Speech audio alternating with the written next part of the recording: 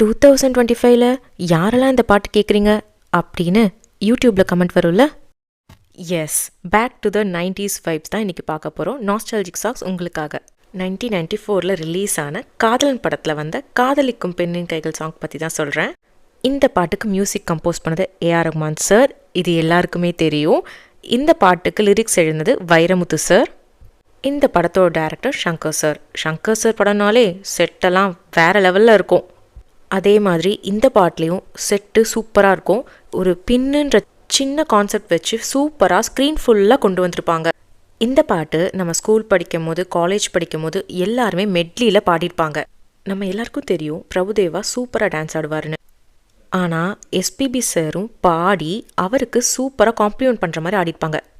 நக்மா அவங்க இந்த பாட்டுக்குள்ளே வரும்போதே கிரேஸ்ஃபுல்லாக இருப்பாங்க. பிரபுதேவாவுக்கு ஈக்குவலாக சூப்பராக ஆடிருப்பாங்க.